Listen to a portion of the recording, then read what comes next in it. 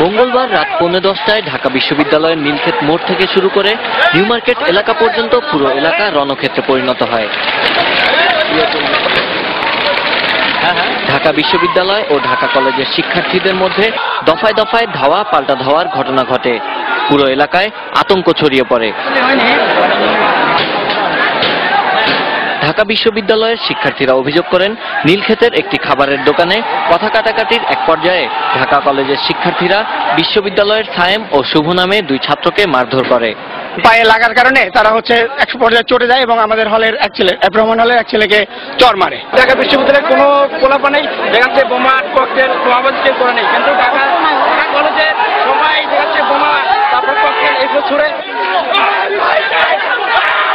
কিন্তু এ ঘটনা অস্বীকার করে ঢাকা কলেজের শিক্ষার্থীরা। সংঘর্ষে কলেজের 10 জন ছাত্র আহত হয়েছে এবং কলেজের প্রশাসনিক ভবন ভাঙচুর হয়েছে বলে দাবি করেন তারা।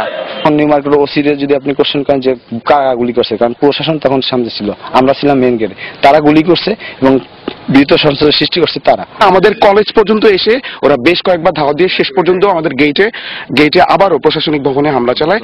সংঘর্ষের সময় ঢাকা বিশ্ববিদ্যালয়ের ভারপ্রাপ্ত প্রক্টর আমজাদ আলী, রমনা থানার ওসি শাহ আলম সহ কমপক্ষে 50 জন শিক্ষার্থী আহত হয়েছে।